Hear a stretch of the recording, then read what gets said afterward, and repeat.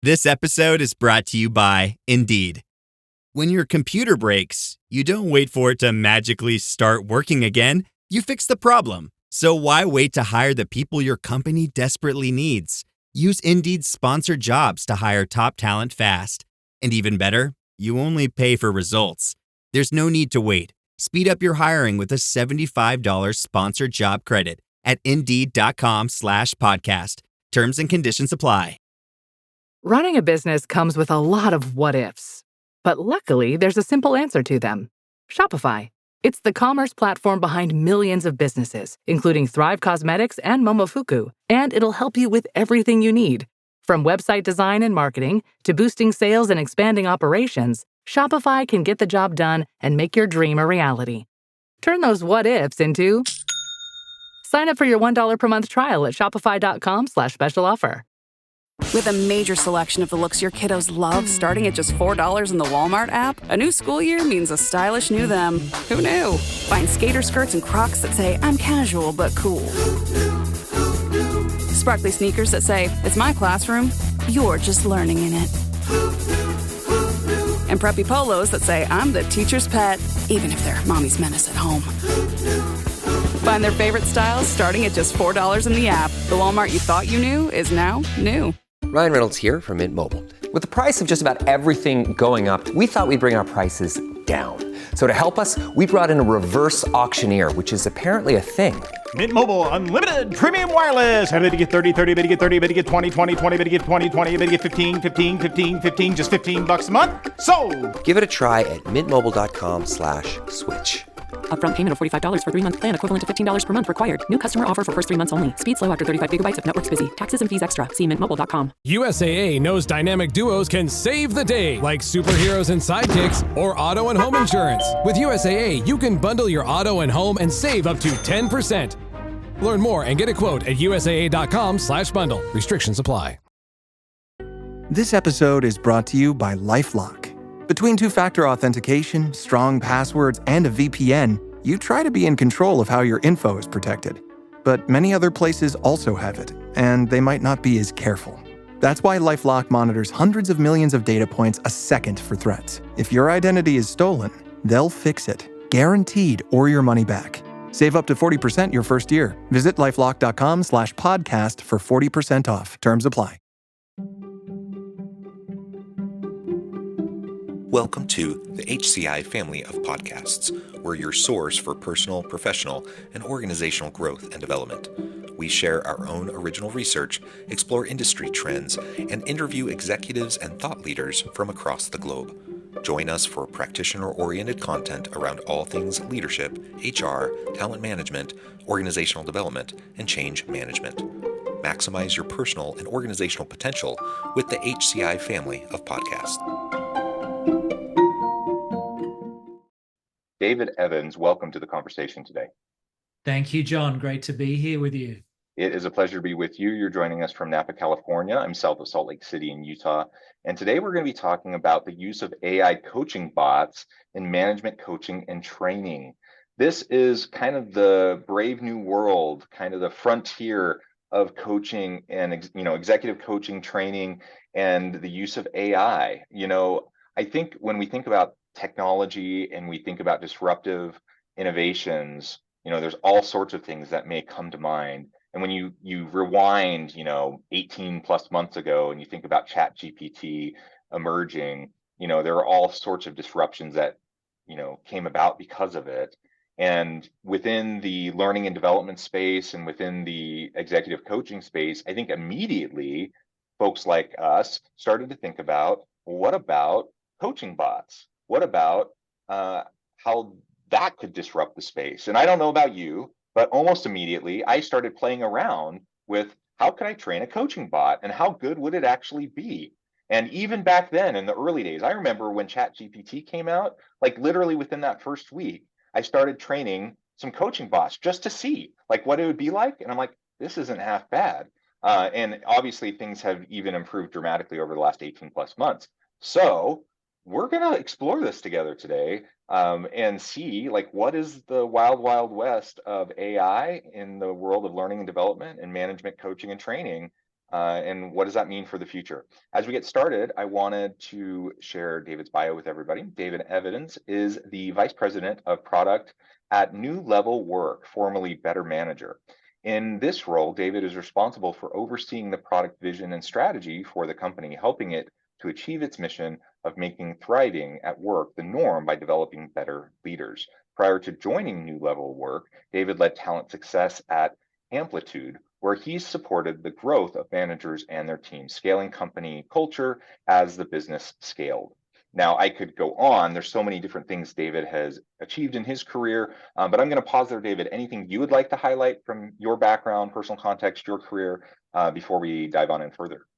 I mean, pertinent to this conversation, I led a music technology company back in the early mid 2000s, and that was a very early application of the sorts of technologies that underlie LLMs today. So we were using neural nets and other machine learning techniques to analyze and judge musical performances. And after doing that, because of the black box nature and hallucinations of these sorts of technologies that we're all starting to become very familiar with today, I sort of always swore that I would never work with AI again. I put it in the bucket of children and animals. Never work with children or animals and AI. And so really, what you said about GPT shifted my mindset again. Like is very clear that this was now a truly transformational and useful technology on such a broad number of applications. So here I am at New Level Work, diving back into the deep waters of artificial intelligence and trying to make work better or a space better using AI. This episode is brought to you by Indeed. When your computer breaks, you don't wait for it to magically start working again. You fix the problem. So why wait to hire the people your company desperately needs? Use Indeed's sponsored jobs to hire top talent fast. And even better, you only pay for results. There's no need to wait. Speed up your hiring with a $75 sponsored job credit at Indeed.com/podcast. Terms and conditions apply. This episode is brought to you by Greenlight. Get this. Adults with financial literacy skills have 82% more wealth than those who don't. From swimming lessons to piano classes, us parents invest in so many things to enrich our kids' lives. But are we investing in their future financial success? With Greenlight, you can teach your kids financial literacy skills like earning, saving, and investing. And this investment costs less than that after-school treat. Start prioritizing their financial education and future today with a risk-free trial at greenlight.com/Spotify. Greenlight.com/Spotify. This episode is brought to you by Polestar. There's only one true way to experience the all-electric luxury SUV Polestar 3, and that's to take a test drive. It can go from 0 to 60 in as little as 4.8 seconds with the dynamic handling of a sports car. But to truly understand how it commands the road, you need to be behind the wheel. Up to 350 miles of range, the 3D surround sound system by Bowers & Wilkins. It's all something you have to experience to believe. So book your test drive for Polestar 3 today at polestar.com. If you went on a road trip and you didn't stop for a Big Mac or drop a crispy fry between the car seats or use your McDonald's bag as a placemat, then that wasn't a road trip. It was just a really long drive. Ba-da-ba-ba-ba. At participating McDonald's. Hey, business owners, we know you know the importance of maximizing every dollar. With the Delta SkyMiles Reserve Business American Express card, you can make your expenses work just as hard as you. From afternoon coffee runs to stocking office supplies and even team dinners, you can earn miles on all your business expenses. Plus, you can earn 110,000 bonus miles for a limited time through July 16th. The Delta SkyMiles Reserve Business Card. If you travel, you know. Minimum spending requirements and terms apply. Offer ends 7/16/25. Yeah, interesting. So I'm curious, what were some of those early days? Now, let me actually step back for a moment. Like you said, large language models, AI, deep machine learning, these things weren't new 18 plus months ago, right? These have been in development for decades. There have been different applications of these for a long time. You just mentioned one that's been very important for a long time. So ChatGPT getting unleashed on the world, December of what was that, 2022 or whenever that Yeah. was, that that was transformative just because of the scale, right? Like all of a sudden it was unleashed on everybody, and the usage of it was transformative, right? But the fact that, people had been studying this and using it for a long time shouldn't be overlooked. But I'm curious, once that was released, what was your initial thoughts? How did you start to engage with it and perhaps play around with it? And what were some of your initial concerns, or any of those types of things back then? Yeah, great question. So this technology had been in the works for a long time, and really it's the exponential growth in processing power that enabled the quality that ChatGPT or GPT 3.5 achieved, that then enabled lay persons to start finding that technology useful and create a bunch of use cases.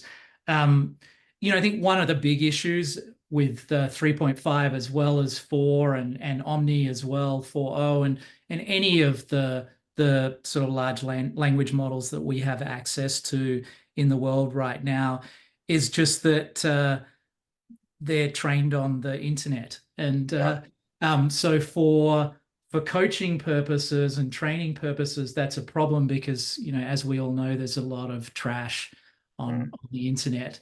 And so one of our first goals and, one of our first projects was, how can we constrain the information space that these bots have in order to produce high quality results when humans interact with them?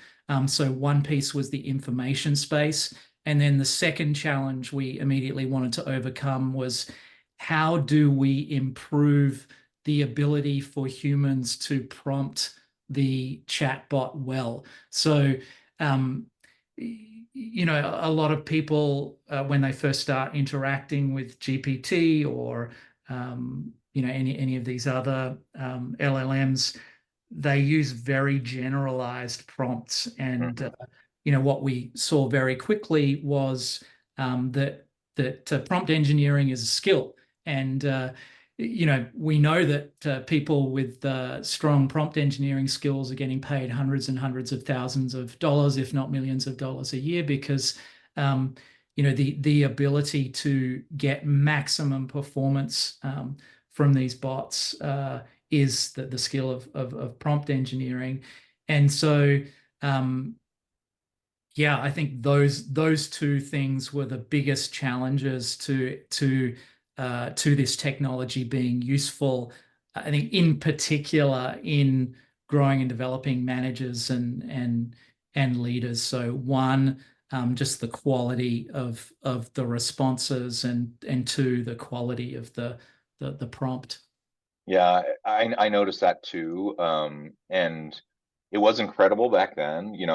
I remember the very first, it was probably a day after it was released that I started reading some of those first articles, watching some of those first videos, and started playing around myself. And I was so super skeptical at first. Me too.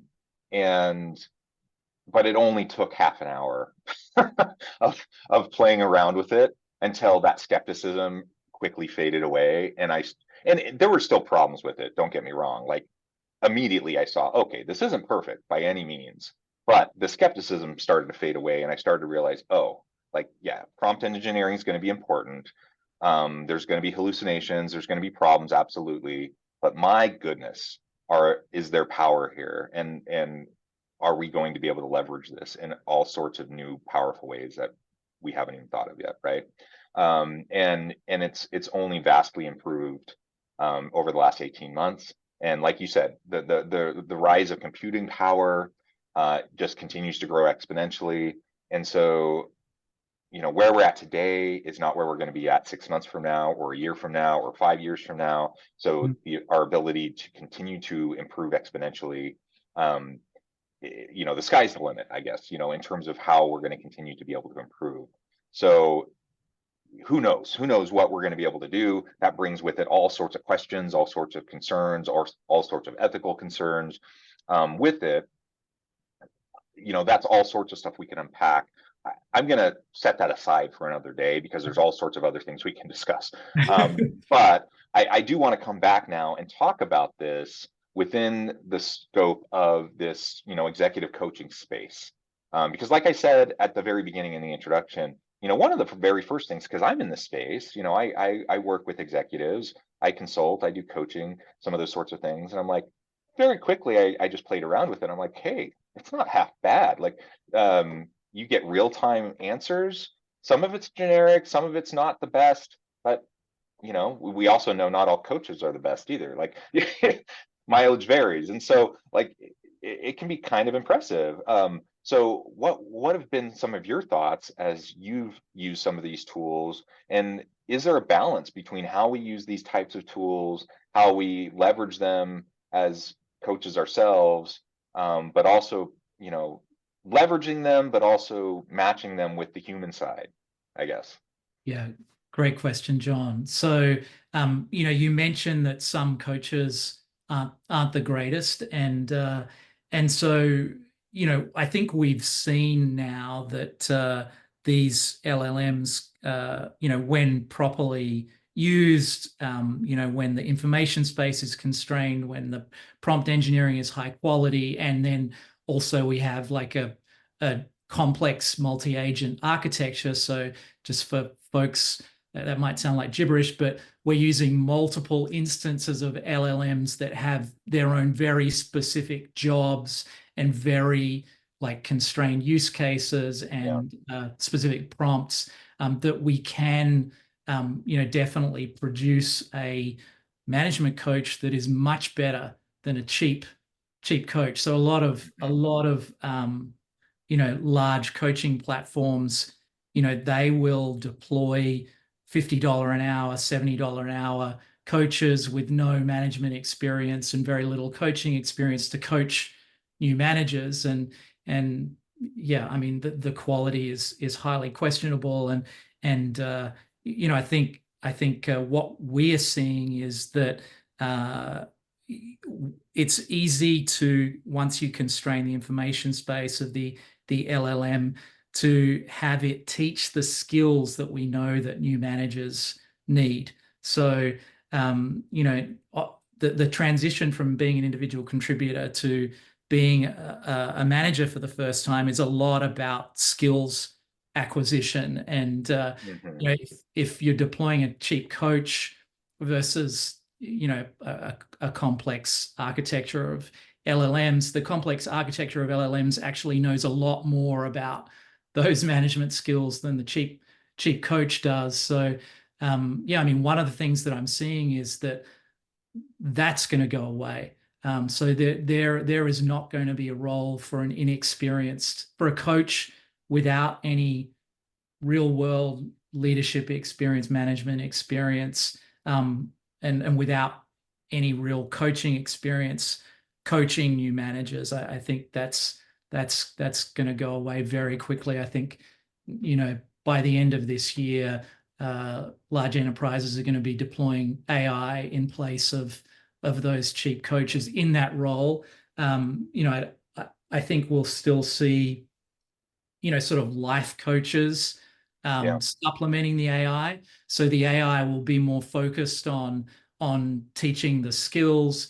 Those managers still need support from a human. So, we all want to be held, we all want to be, have space held for us. And that's a very, that's a big leap. That's a big shift in someone's life to go from being an individual contributor to a frontline manager.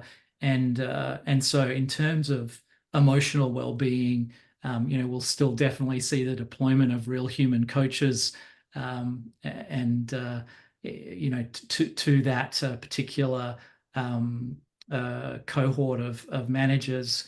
But I think, we'll see LLMs doing a much better job there. And I know the second part of your question, how does this support us as human coaches? So we're seeing our technology in-house and then some of our competitors starting to really leverage this technology to augment human coaches where there's a lot of unstructured data. So one example of that that is common to almost every coaching engagement is the collection of 360 feedback. Mm-hmm. So, traditionally that is a hugely laborious process for a coach, not just collecting the data, but then processing and synthesizing that data and putting it into a format that's easily digestible for the coachee. And this is something that we've found, LLMs, again, when properly architected, are fantastic at. And you can very quickly, very cheaply, maybe even do it better than a human can do it, just because a coach's time is a good coach is hundreds of dollars an hour plus. So and you can do it for a dollar, just as well, if not better, with LLM. So that's one place, and there are a ton of other similar applications around unstructured data, and we can dive into those as well. So, but then also, I think another really big place to look, and for I think listeners to look, is accountability structures. So, as coaches, we tend to see our clients every other week at the most, a couple of times a month, and what we're finding is that leveraging LLMs as accountability structures in between sessions, it's just a really powerful augmentation of the human coach that supports acceleration of development of the coachee and higher goal achievement. Yeah, let's talk about that for just a little bit, because I do think that is a very powerful thing. I do think humans want to interact with humans, especially in coaching relationships. I don't think that's going away. So I do think there's still going to be a desire to have that, whatever the frequency is, to actually have a human on the other side, whether that's in person or over Zoom or whatever, right? But for more frequent check-ins, for those accountability elements, or for just the frequent questions or whatever, for those little check-in points, I think having the bots there is going to be super powerful. And even before AI, even before the chat bots, I know there were companies that had technology to help with some of that accountability piece. I think this is just going to be able to make that more personalized, more powerful. Can you speak a little bit more to that? For sure. So, accountability can be thought of in a number of ways. And I think generally when we hear accountability, we think of like checking in on someone. Did they do what they say they were going to do? But as coaches, of course, we know that accountability is all about deepening the learning. And the difference between the sort of either algorithmic or traditional ML use cases around accountability and the use cases for LLMs really is that LLMs can deepen the learning like human coaches can as part of the accountability. Yeah.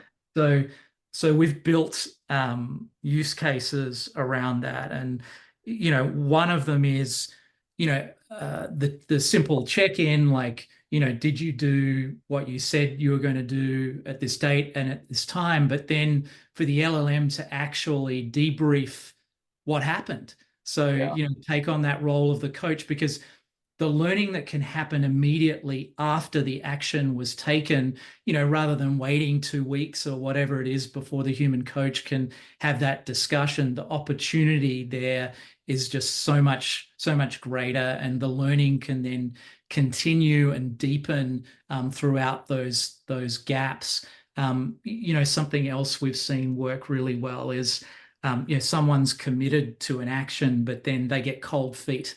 They've Yeah. committed to going to their boss and setting expectations around something, and that's scary, right? And in that power dynamic, we've built an application that role plays. So, in between, like right before they go and have that conversation, they can, as many times as they want, practice with a bot that conversation. The bot can give them feedback. The bot can impersonate their boss, and you can give the bot the personality traits and the context, and it just does such a fantastic job of building the manager's confidence so they actually do the thing they've committed to doing. So, and then there are more examples of that, but I think they're the two strongest use cases around accountability and the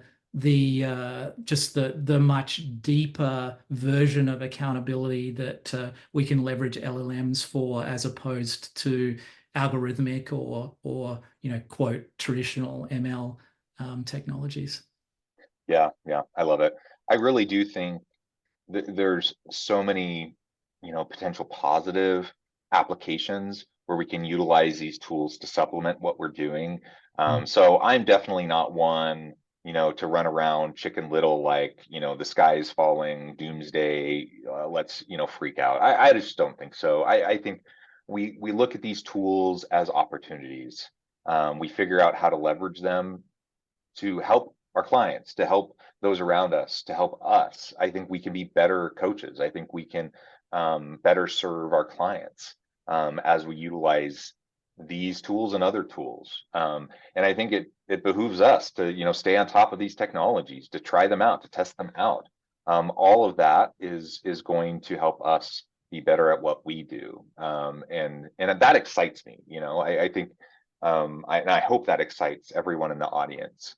Because it means that even if we've become skilled practitioners, even if we feel like we're not only skilled and have the competencies and capabilities, but we're like artists in this practice, that there's still more for us to learn, and there's still more for us to learn and grow into. And I don't know about you, but that's something, I don't want to ever become stagnant. I want to always be pushing and stretching myself, just like I want to be stretching, helping those that I work with stretching themselves as well. I love that framing, John. And I think a lot of coaches out there will love that framing too. We get to be artists instead of doing all of the grunt work. So, our capacity is freed up to harness the creativity of the human being that we are.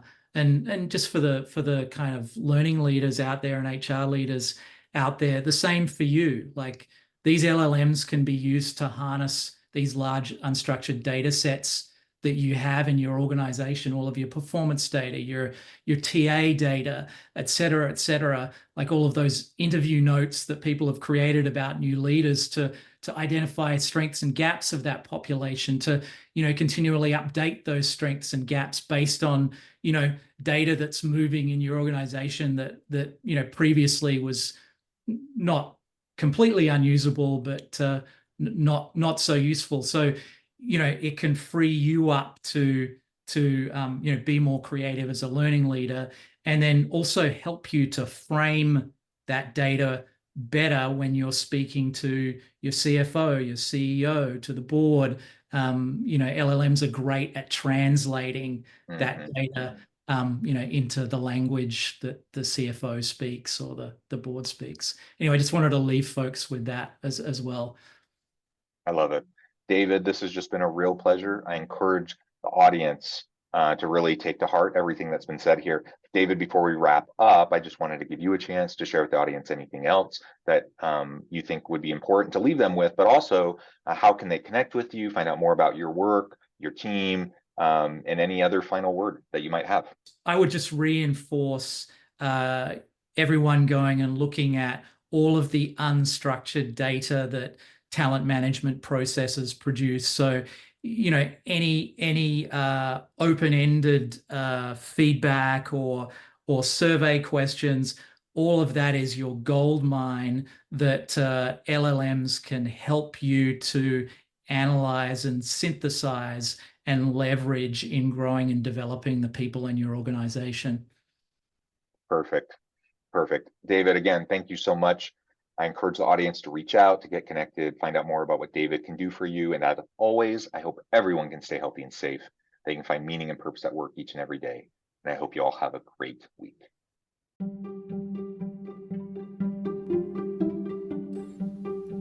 Thanks for joining us for this episode of the podcast. We hope you stay healthy and safe, and please join us again soon.